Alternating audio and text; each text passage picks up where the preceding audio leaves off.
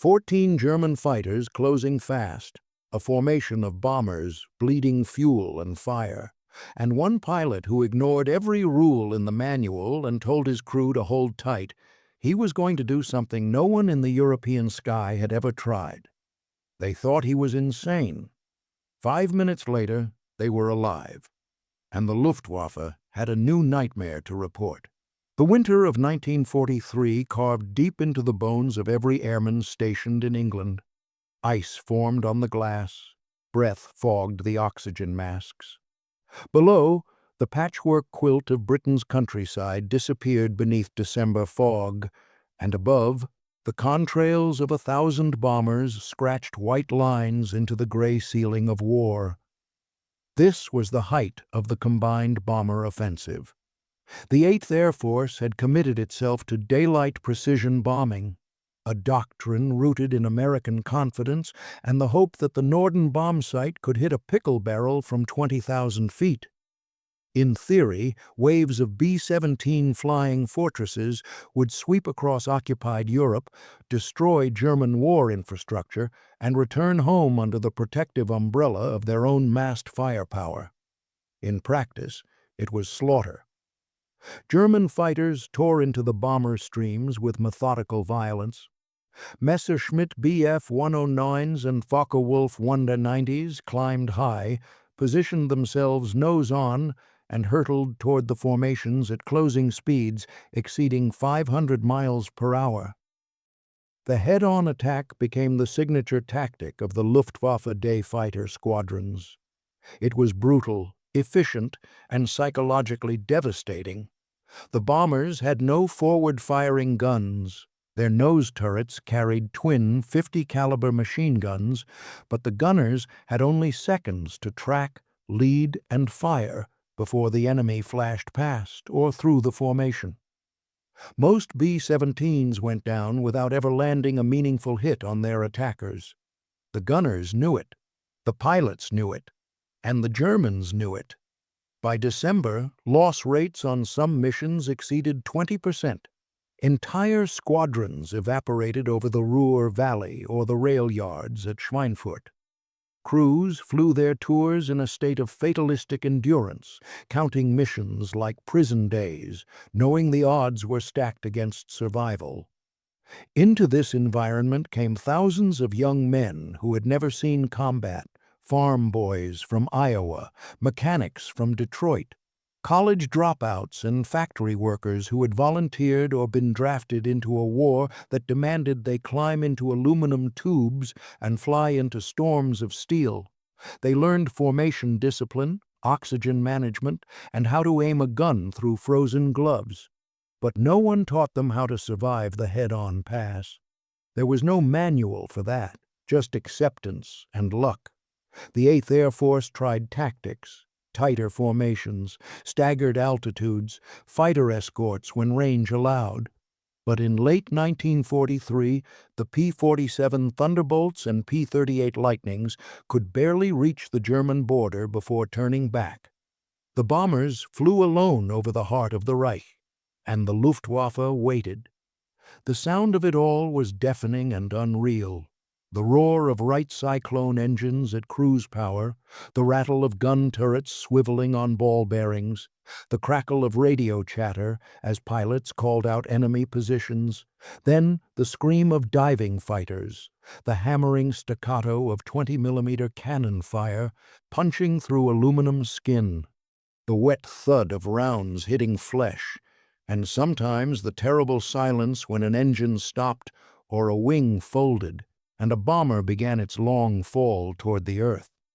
It was into this crucible that First Lieutenant James Howard flew his 23rd mission. If this history matters to you, tap like and subscribe. James Howell. Howard did not look like a man destined to rewrite fighter tactics. He was quiet, disciplined, a thinker more than a talker. Born in Canton, China, in 1913 to missionary parents, he spent his childhood surrounded by languages, cultures, and the constant hum of uncertainty. His father ran a medical mission. His mother taught school. Howard grew up watching people solve problems with limited resources and no backup plan. He returned to the United States for college, enrolled at Pomona, and studied pre-med. But the pull of aviation was stronger than anatomy. In 1937, he left school and joined the Navy as an aviation cadet. He washed out, not for lack of skill, but for a minor medical disqualification that kept him grounded. It could have ended there. For most, it would have. Howard went to China.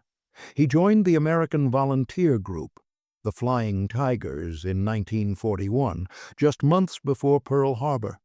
Under Claire Chennault, he flew Curtiss P-40 Warhawks against Japanese bombers and fighters over Burma and southern China. The AVG fought outnumbered, outgunned, and isolated. They had no spare parts, no reinforcements, and no margin for error. Survival depended on ingenuity, aggression, and the ability to think 3 moves ahead. Howard thrived. He learned to exploit the P-40's strengths, its dive speed, its ruggedness, its ability to absorb punishment and keep flying. He learned to bait enemy fighters into bad positions, to use the sun and clouds as cover, and to never, ever fight fair. In 6 months, he was credited with 6 confirmed kills and became one of the AVG's most reliable pilots. When the Flying Tigers disbanded in mid-1942, Howard returned to the United States and joined the Army Air Forces. He expected to be sent to the Pacific. Instead, he was assigned to the 8th Air Force and posted to England as a fighter pilot with the 354th Fighter Squadron, part of the newly formed 355th Fighter Group. They were flying P-51 Mustangs, sleek, long-range fighters that would eventually become the most famous escorts of the war. But in late 1943, the Mustang force was still small. The bomber offensive was reaching its peak, and the losses continued to mount. Howard was older than most fighter pilots. At 30, he was a veteran in a squadron of 22-year-olds. He did not drink heavily or chase thrills. He studied mission reports. He asked questions. He thought in systems, how the enemy moved, how formations worked, where the gaps were. His squadron mates respected him but did not fully understand him. He was competent, calm, and oddly fearless in a way that seemed less like bravado and more like calculation. He flew like a man solving an equation in real time. On January 11, 1944, Howard was assigned to escort a bomber formation targeting German industrial facilities near Oschersleben, deep in central Germany. It was a maximum-range mission. The fighters would have just enough fuel to reach the bombers, stay with them for a few critical minutes, and race back to England before their tanks ran dry. Howard took off in the early morning cold, formed up with his flight, and climbed toward the bomber stream. He had no way of knowing that in less than an hour he would be alone over Germany with a choice no doctrine had prepared him for. The mission began to fracture 20 minutes from the target. Cloud cover thickened over the North Sea. Visibility dropped. Radio discipline deteriorated as flight struggled to maintain visual contact. The bomber stream stretched out, lost cohesion, and became vulnerable. Then the first German fighters appeared. They came in flights of 4 and 6, climbing out of the haze, positioning themselves ahead of the bombers. The Luftwaffe had refined the art of interception into a choreographed violence. Fighters would climb above and ahead, roll inverted, and dive straight through the formation nose first. The closing speed gave gunners almost no time to react, and the concentration of fire, cannon and machine guns converging on a single bomber, was often catastrophic. The P-51 escorts engaged. Dogfights erupted across the sky. Pilots broke formation to chase attackers or defend bombers under fire. Within minutes, the neat geometry of the escort dissolved into chaos. Howard's flight was pulled into a running engagement with a group of Focke-Wulf 190s. He fired, maneuvered, and tried to stay between the enemy and the bombers. But the math was unforgiving. There were too many Germans and too few escorts. Fuel was already a concern. Every minute of combat burned gallons they could not spare. Then Howard looked up and saw them, a formation of B-17s, perhaps 30 bombers, separated from the main stream and drifting west. They were alone. No other escorts in sight, and beneath them, climbing in a lazy spiral, were at least a dozen German fighters preparing to strike. Howard checked his fuel. He checked his position. He tried to raise his flight on the radio. Static. He scanned the sky for other P-51s. None. The bombers had minutes, maybe less, before the first attack run. If Howard turned back, he might make it home. If he engaged alone, he would be outnumbered more than 10-1. And even if he survived the initial pass, the Luftwaffe would swarm him the moment they realized he was the only defender. It was not a decision that doctrine covered. It was not a scenario taught in training. It was a simple, brutal calculus. Abandon them or fight. Howard shoved the throttle forward and dove toward the bombers. The German fighters had not yet committed to their attack. They were still positioning, communicating, setting up the run. Howard knew he had one advantage: surprise. They did not expect a lone Mustang to challenge an entire staffel. He closed the distance fast. The bombers grew larger in his windscreen. He could see the ball turrets rotating, the waist gunners tracking movement, the formation tightening instinctively in response to the threat below. Then the first German flight peeled off and dove. Howard rolled hard, pulled lead, and fired. His tracers laced through the air and clipped the wing of a Messerschmitt. The fighter broke off, trailing smoke. The others scattered. Confusion rippled through the German formation. One escort should not have been a problem, but Howard was not flying like an escort. He flew like a man with nothing to lose and a perfect understanding of geometry. The Luftwaffe reorganized. They came again and again. Head-on passes, beam attacks, slashing dives from above. Howard met each one with fire and maneuver. He did not try to dogfight. He did not chase. He stayed close to the bombers and made himself the problem every German pilot had to solve before they could reach their targets. And then he did something no one expected. He flew into the middle of the bomber formation. Fighter doctrine in 1943 was clear. Escorts stayed outside the bomber formation. They patrolled the flanks, the high cover, the approach vectors. They intercepted enemy fighters before they reached the heavies. Close escort was considered defensive, passive, and ineffective. No one flew inside the formation. The risk was too high. Bombers flew tight, wingtip to wingtip, with minimal room for error.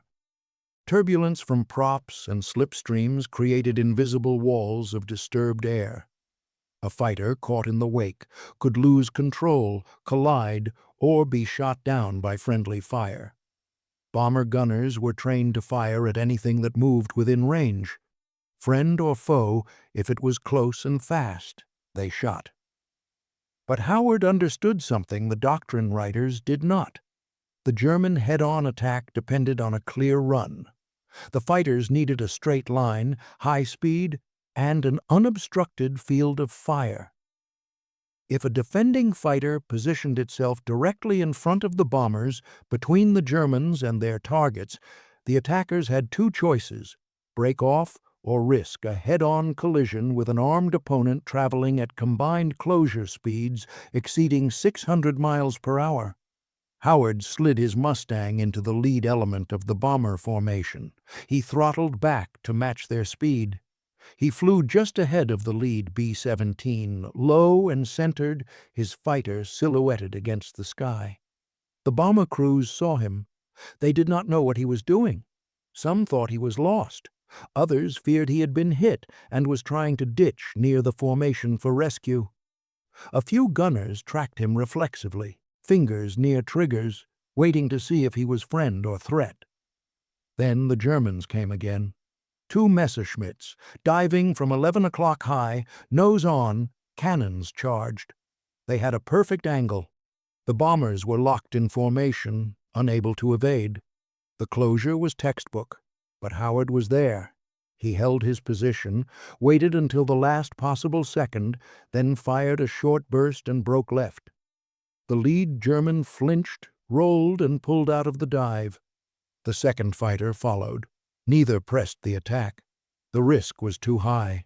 The Mustang was in the way, and it was shooting. Howard climbed, rolled, and returned to the formation. He tucked himself back into the lead element, just ahead and slightly below. The bombers adjusted. The pilots understood now. He was not lost. He was a shield. The Germans regrouped. They tried beam attacks. Howard met them from the side. They tried vertical dives. He climbed and forced them to overshoot. They tried coordinated runs from multiple angles. He pivoted, fired, and disrupted each one. The Luftwaffe was not retreating. They were persistent, skilled, and motivated. But they were also constrained by physics and risk tolerance. Every pass Howard contested was a pass that failed, and every failed pass burned fuel, morale, and time. The bomber gunners began to coordinate with him. They held fire when he maneuvered, giving him space. They called out threats over the radio. They watched his six and covered his blind spots. An unplanned, unspoken partnership emerged, one fighter and 30 bombers working together against an enemy that outnumbered them all. For 30 minutes, Howard fought alone. He burned through ammunition. He burned through fuel. He took hits, small caliber rounds that punched through his fuselage and missed critical systems by inches. His engine ran hot. His hands ached. His vision tunneled from adrenaline and oxygen debt. But the bombers held formation, and the Germans began to disengage. The moment Howard's fuel gauge dipped below reserve, the Luftwaffe broke off. It was not a retreat. It was a calculation. The bombers were nearing the edge of the target zone. Allied fighters would return soon. The risk-reward ratio had shifted. The German fighters peeled away in pairs, diving toward lower altitude and disappearing into the cloud deck. Howard watched them go. He did not chase. He had no fuel, no ammunition, and barely enough airspeed to stay aloft. He eased his Mustang out of the formation. The lead B-17 wagged its wings, a silent acknowledgement. Howard returned the gesture, rolled level, and began the long glide back toward England. His engine coughed twice. Fuel starvation. He adjusted the mixture, leaned it out as far as he dared, and coaxed another 10 minutes of power from a nearly empty tank. The English coast appeared through the haze. He crossed at 2,000 feet, too low for safety, too high to bail out. He landed at the first available field. The Mustang rolled to a stop. The engine died.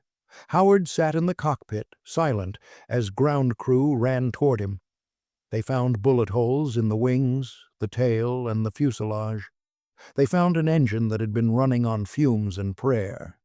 They found a pilot who had flown deeper into enemy territory, stayed longer under fire, and engaged more aircraft than any escort mission on record.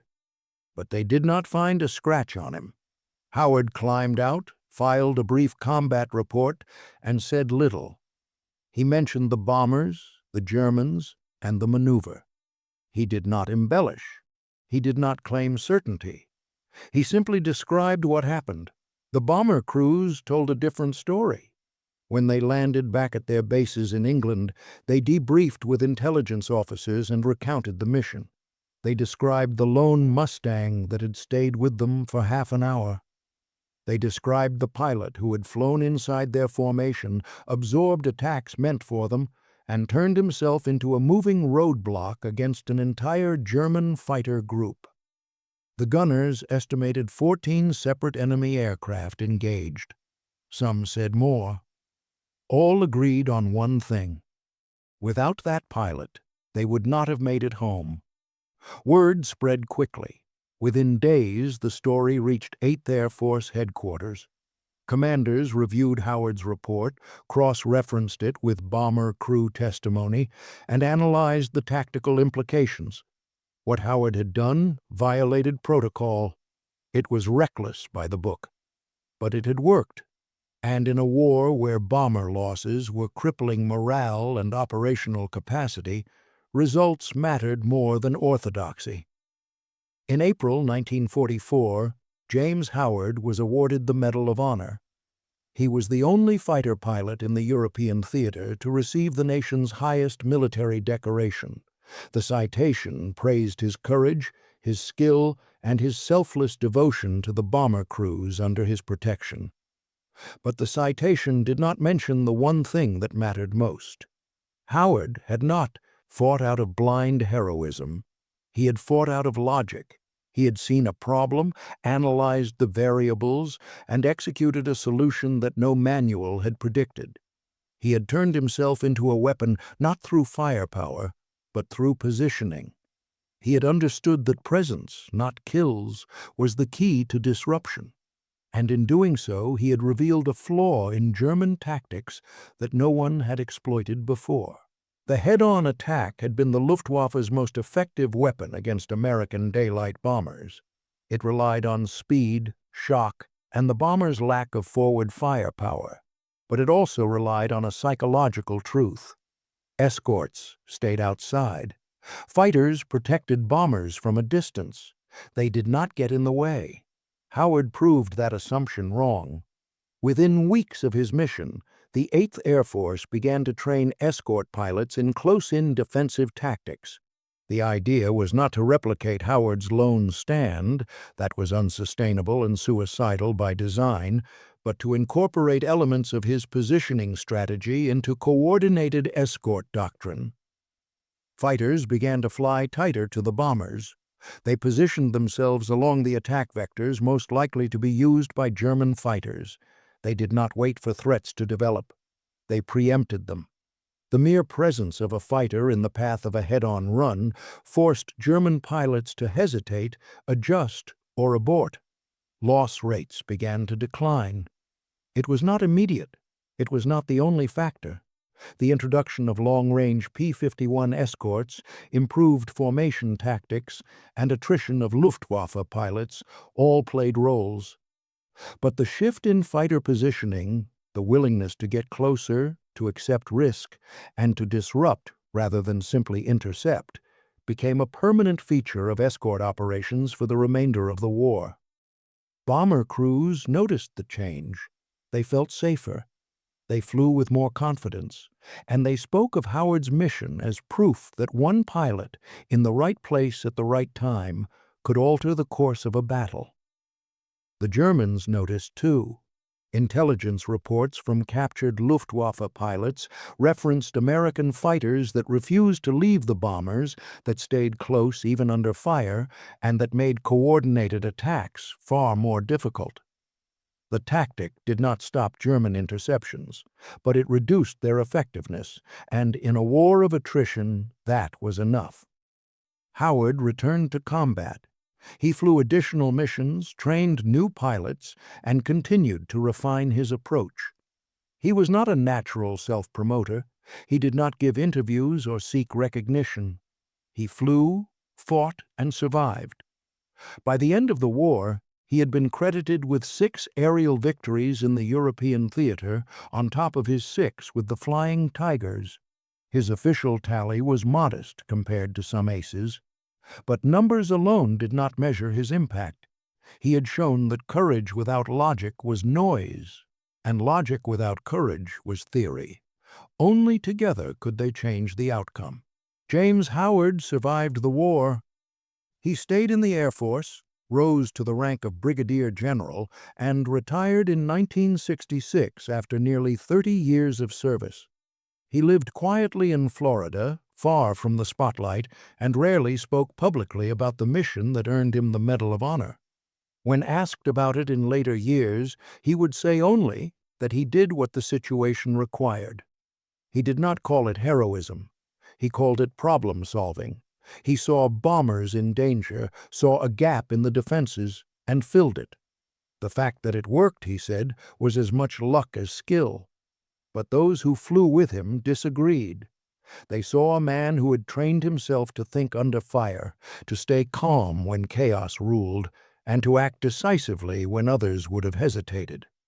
They saw someone who understood that war was not won by following rules. It was won by knowing when to break them. The maneuver Howard used that day, flying inside the bomber formation to disrupt head-on attacks, was never officially codified. It was too dangerous, too dependent on individual judgment, and too easy to misapply. But it lived on in the oral tradition of fighter tactics. Instructors told the story, pilots debated it, and in the decades that followed, variations of the concept appeared in air combat doctrine around the world. Howard's legacy was not a single tactic. It was a mindset, the understanding that air combat was not about bravery alone, but about geometry, timing, and the willingness to occupy the space where the enemy least expected you. In the vast library of World War II aviation history, his name appears less often than it should. He was not flashy. He did not accumulate a high score. He did not fit the archetype of the swaggering ace. But the bomber crews who made it home on January 11, 1944, knew what he had done. And they carried that knowledge with them for the rest of their lives. Some of them named their sons after him. Some wrote letters thanking him decades after the war. Some simply told the story again and again to anyone who would listen. Because in a war that consumed millions, James Howard reminded them that one person, in one moment, could still tip the balance. Not through firepower, not through luck, but through the rare combination of clarity, courage, and the refusal to accept that the impossible was truly impossible. He died in 1995 at the age of 81. His funeral was attended by veterans, fellow pilots, and men who had flown in bombers over Germany 50 years before. They did not speak of tactics or doctrine. They spoke of the day a lone Mustang stayed when every logical reason said to leave. And they spoke of the lesson he left behind, that the most powerful weapon in war is not the machine, but the mind that dares to use it differently.